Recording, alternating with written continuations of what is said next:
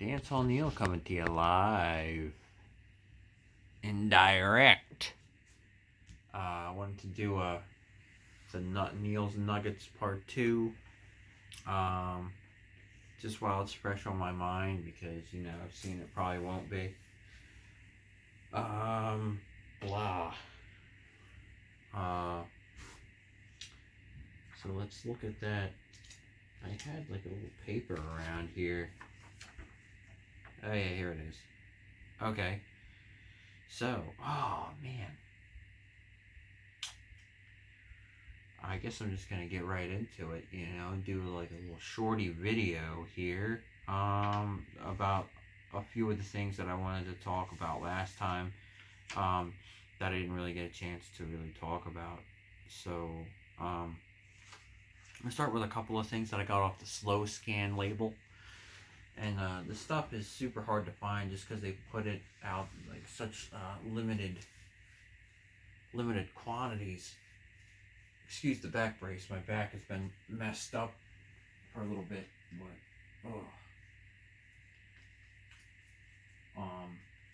so here's the first one that I got. This is I'm gonna butcher the name. This is why I hate doing it, but Herman de Reyes. I don't know. I'll check that out. This is they put out 250 of these. This is slowscan volume 39, 129 number out of 250. The artist from the 60s, I imagine that he was from like the Fluxus movement, or I'm trying to read, like I can't read the back. It looks like German, so maybe he was like from the actionist art movement. But I really wanted to check this out.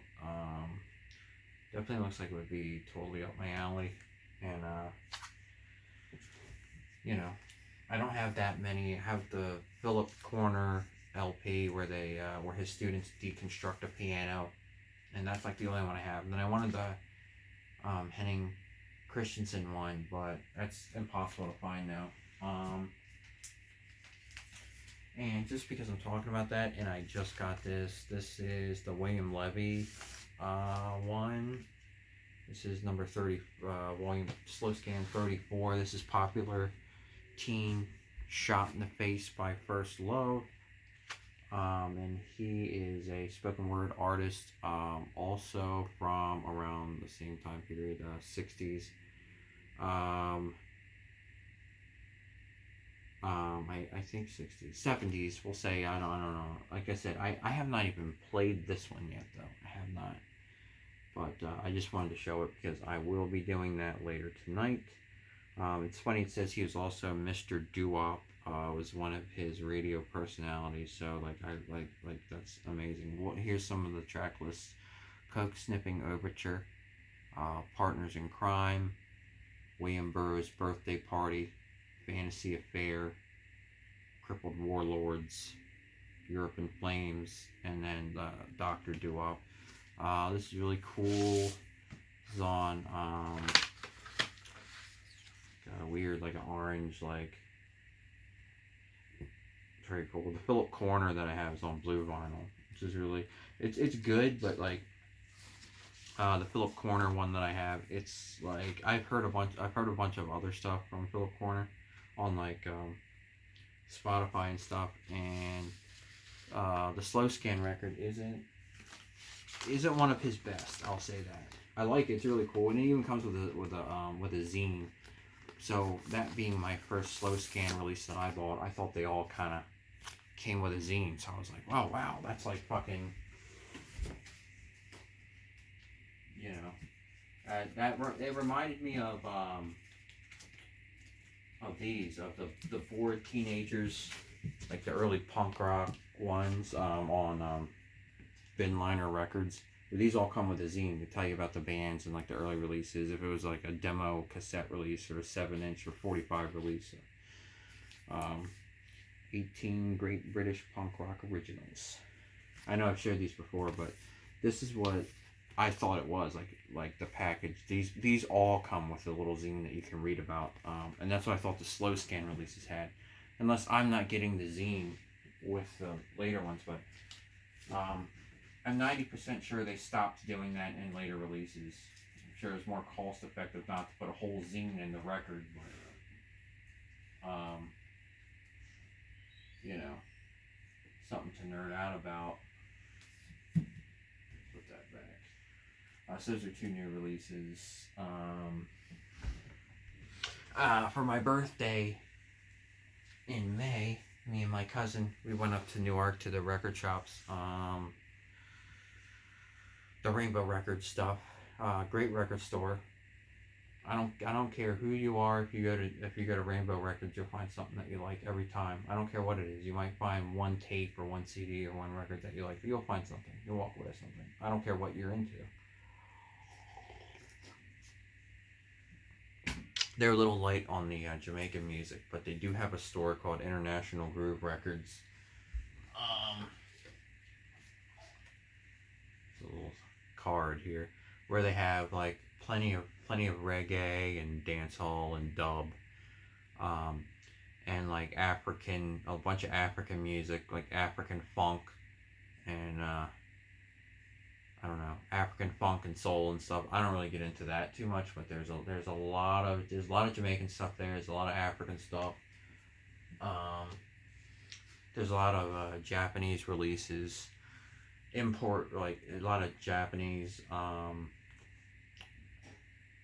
releases, and you know, people say like the Japanese pressings of groups always sound better. I don't know. I have the Japanese re-release of the Pink Fairies album, their second album, which is I can't say that it sounds bad because it does sound amazing. I mean, I don't know. You really gotta fuck up a pressing for me to really say it sounds like complete shit, but believe me, they're out there. Like if I'm saying the pressing sounds like shit, it sounds like complete shit.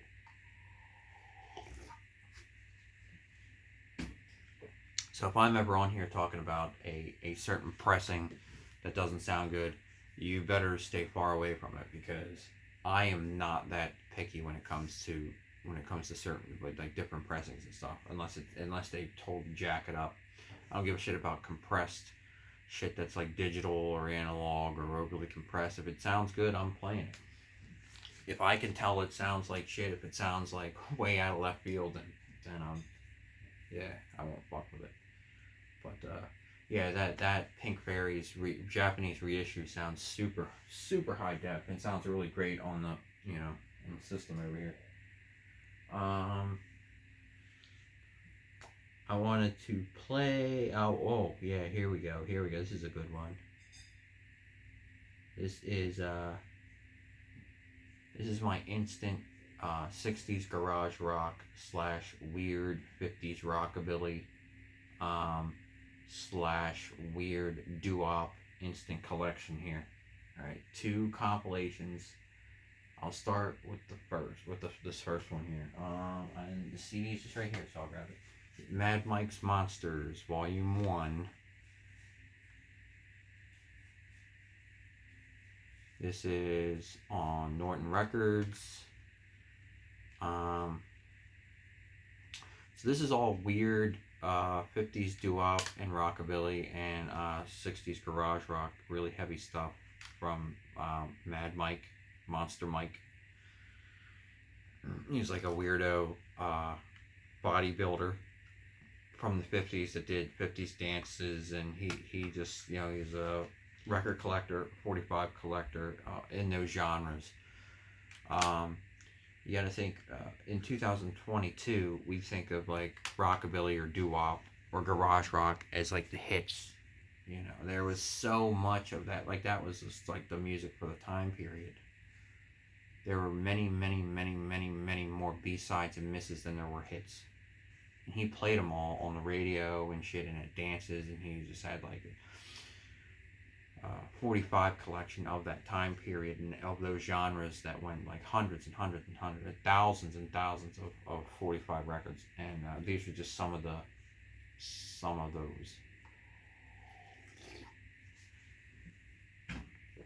So there's three volumes. I'll show you the other two.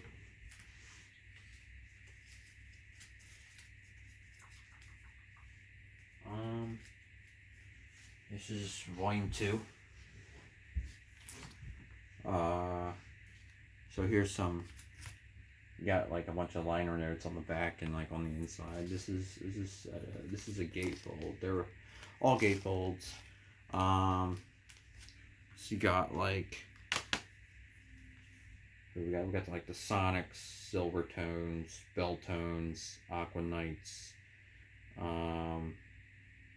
Jimmy Heap,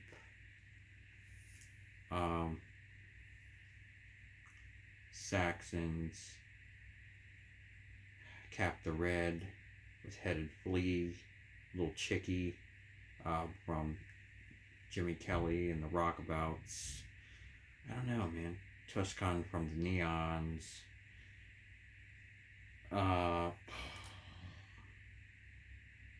Rhythmatics. Very cool. I got volume 3 too. Which I'll show you. Volume 2. This is volume 3. Very, very cool. Man.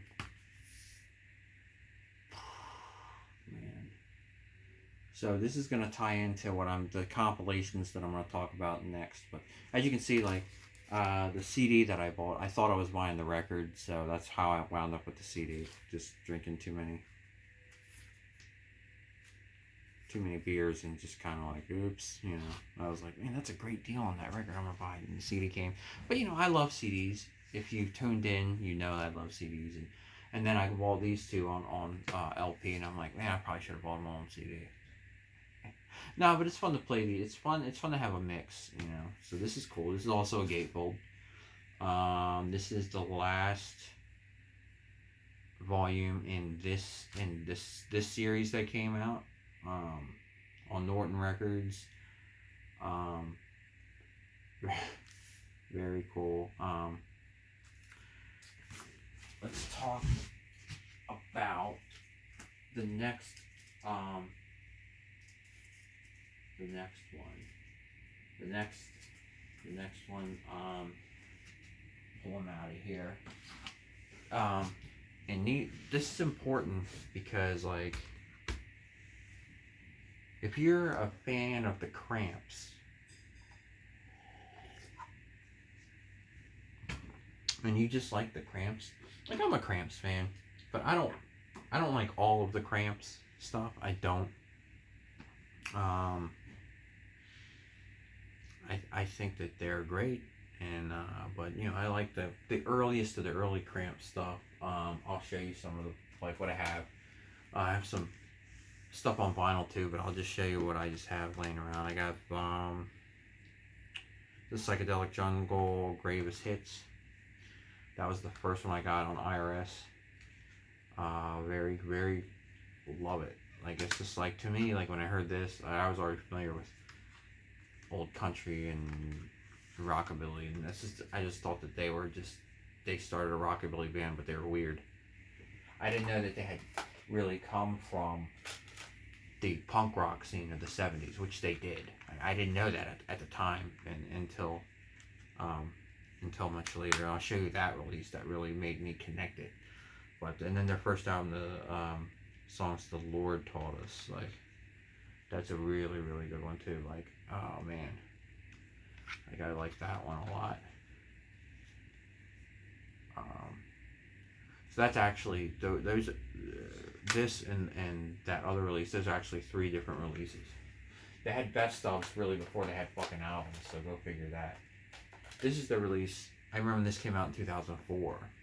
It's super out of print now, but like I remember this is just at the local record store in Dover in 2004. This is where I made the connection that they were actually from that first wave punk scene, and that's what they started out. That's the kind of band that they were before they were good enough to sound how they wanted to sound, like all the rockabilly stuff and the country and the garage rock influence. When they were good enough to kind of show that, you know, they came from the punk scene. So this, like this says here, well, this just says introducing the Cramps, but on the back it says Cramps Fiends Only. And this came out, I believe, on their label, Vengeance. Cramps Fiends Only, which means some of this is double disc, some of this is pretty rough. It's demo, it's early demo material and early live material.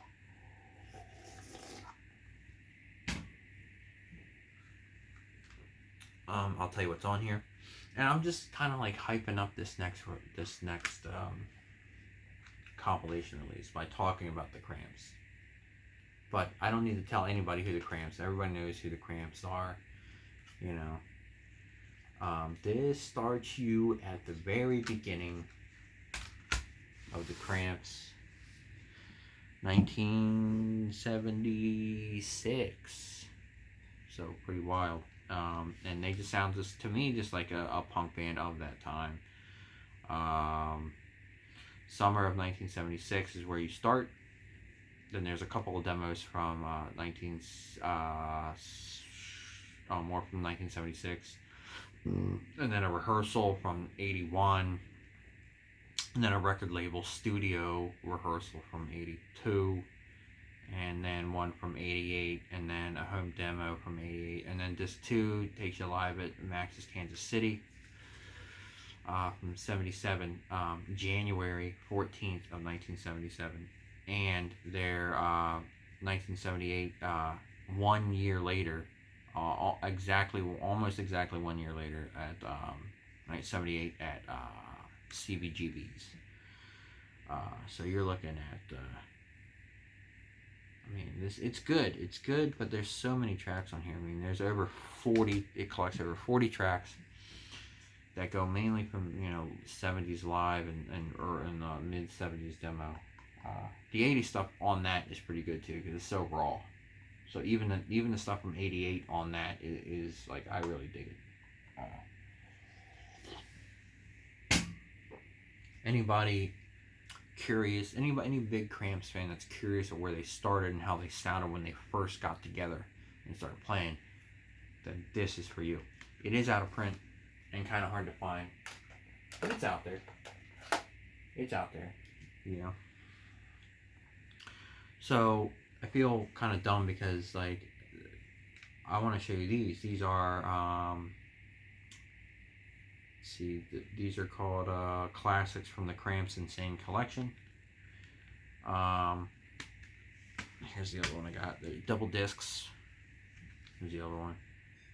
You get pretty much this is over 60 tracks.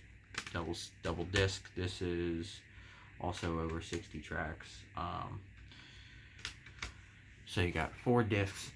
This alone, and it's some of the stuff repeat on this from the Cramps Crazy collection to the Mad Mike's collection.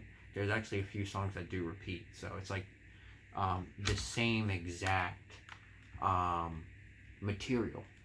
Weird rockabilly from the 50s, weird early 60s garage rock, weird 1950s doo-wop music, and R&B from that time period. I don't like the covers for these, like these ones, because it's like, I don't know. I could just see. These are on Righteous Records, by the way. I could just see a Cramps head buying it. I could see a punk head buying it and being like not into it because it's not punk. Nothing on these is punk rock. This is all, like I said, this is weird 50s rockabilly, doo-wop, R&B, and early 1960s wild garage rock.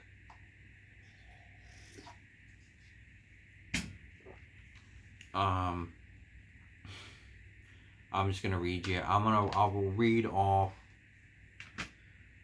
some of the track listing. Peanuts Wilston, Cast Iron Arm, Fabian, Tiger. Speaking of which, I don't know if I got this over here. I actually have that 45. Actually, it was on Swan Records. I don't have it in the stack, but whatever. Let's get back to it. Portuguese Joe, Teenage Riot, Joe Buck, Forbidden City, The Five Jones Boys, Mr. Ghost Goes to Town, Les Baxter, Lust, The Imps with Ooh Oh. We got like Purple People Eater on here. Like I remember that shit from the fucking movie. It's just so much. Of course, there's the Flamingos are on here. You know, Only Have Eyes for You. I thought that was a big hit, but I don't know, man. They were definitely one-hit wonders. The Flamingos, the Clovers. Your Cash Ain't Worth Nothing But Trash. Bob and Jerry, Ghost Satellite. The original. Real Wild Child from, it looks like Ivan. The original Real Wild Child. Who did that? Iggy Pop did a cover of it. A couple other people. The original version of Real Wild Child is real weird. Just the vocals on that. You got to hear the original Real Wild Child. The Five group called the Five Blobs with The Blob.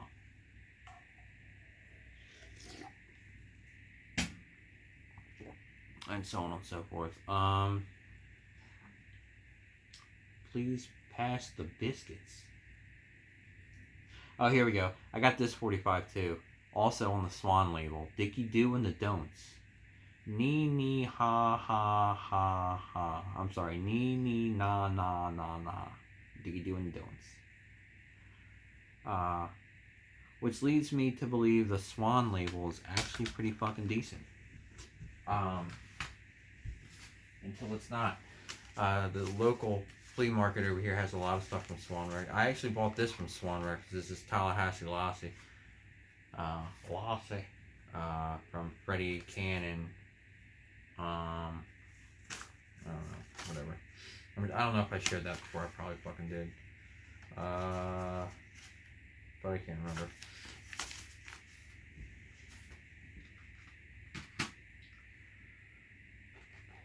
Okay. So, like I said, I went to Rainbow Records with my cousin. They had a box of dollar tapes, and I found a bunch of these Triple R recycled tapes. I got these, like a shitload. I'm just like, just fucking load them up. Got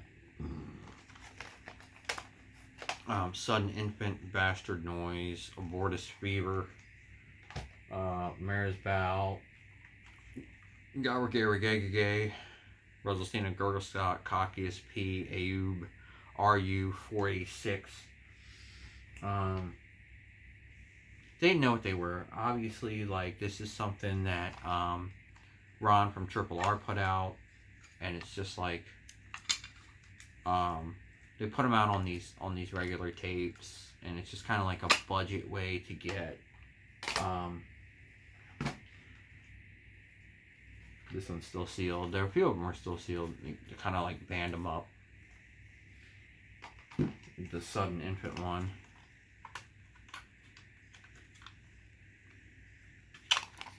So they just kind of recycle tapes. Ron had a record store, and so he obviously bought collections and had just a shit. So when you have a record store, you get a bunch of shit, and you get a bunch of shit that doesn't sell. So I guess he was able to. I mean, I don't know how many he did, but I mean, it must be over a fucking 100. It must be in that series. He did a CDR version of it called Pure. It was a discount, harsh noise, sub label to Triple R. Like that's recycled records, and then the CDR version, I guess, would be Pure Records. Some of these for me were hard to find, like the Reggae one and the Cocky SP one. My friend had the Bastard Noise one, but I hadn't really seen it. And then there's a couple different ones, I think, from Marisval. I mean, I have this one. I don't know. And they just, pardon, they go, you know, every tape that they're put on is obviously a recycled tape in like new condition. And it could be, I mean, some of these are fucking on singles.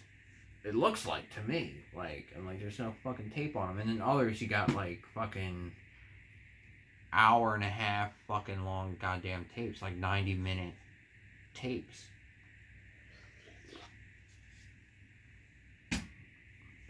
So I don't really know. It's just crazy. Let me look at our time here. Okay, we're good.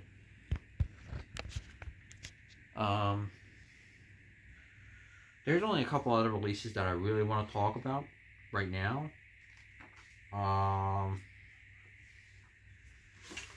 There's a couple of releases that I have gotten that I would like to talk about. Let's talk about 3 more things here. We got 2 CDs, Dancehall, brand new, right? Oh, my battery's running low. So let's talk about this first. The stuff that's coming soon to me. I got Out of Focus. Okay, that's not. Out of Focus is there's like a prog rock band. Out of Focus. It's the 2nd album, I want to say. My computer is totally gonna die. But just stuff that I just got. Out of Focus. Yeah, 2nd album. Also, though, from 1971. First album, Out of Focus, 71. Wake Up from 1971. The cover is amazing. The krautrock rock group from the late 60s. I also found a holy grail of reggae get 'em dub from Big Youth. And computer's dead. Okay. I knew that was gonna happen. Which is a grail for me. So yeah, it's you know, it took me years and years and years and years to find one at a good price. Years. I've been looking for this album since I got the Rough Guide to Reggae book, given to me by a good friend of mine, Mr. Old School Pat. He will be returning, so I ain't fucking with you. He's coming. You know what I'm saying? He's living his life. But you know, hopefully making a couple of videos to get him excited, get his blood boiling again, and want to talk. You know, with this stupid ass Sex Pistols series coming out. Maybe you know, me and him, we gotta talk about that. We gotta talk about the Sex Pistols. That's his favorite group, and he's got so much that I'd like to see, and I'd like you guys to see, and I think us talking about trading stories from, you know, Johnny Rotten and Sid Vicious or the early Pistols lineup and Malcolm McLaren, I think that would be such a fucking cool, fun episode. An artist spotlight. But those are a couple of albums that I ordered and I have coming. And we'll look at this. This is 2021. This is Spice 10. Definitely fucking just spot the fuck on. Not that many guest stars. But I just love the artwork on this. Like, I streamed it. I had this on my Spotify for a while, and I was like, oh man, was like, they should come out with that on an LP, because look at that artwork. I would love that on just big old LP. But I didn't have it. So VP Records, I got the CD on VP Records. There's another artist. Is he on VP? No, he's not, which is surprising, because Intense is on VP Records. This is Skillibeng, the Prodigy. This is, I guess, I don't know, Outday East Side Records. Very cool, very cool. I loved his stuff when he came out. I don't rate him as one of my favorites for the past couple years. I don't, but to get to see a CD of somebody, new dancehall artist coming out, I thought that was like really freaking cool. So I mean, I had to pop on that because it's not really on a major or on a major indie label that does Jamaican music. So grab it while you can fucking grab it. But would I suggest the Skillibeng album to just a regular dancehall fan that wants to get into new dancehall music? No, I would not. I would not at all. Not. I would say go get the VP Records EP from Intense. Go look on VP Records and get the Intense EP. Intense is great. INTENCE, Intense. I would suggest the Spice album though to any dancehall fan, new or old. Is amazing. It's great. It's great. Shaggy's on it. Sean Paul's on it. She's fucking doing her best life. It's great. One of my favorite female DJs out of Jamaica is Spice. So you should get that album. Get the CD. I just wish they would have put a LP out, record of that. So we got one more thing to look at. And of course, I have to walk my lazy butt back here to get it, but I have to. I should have had this prepared already, but I did not. And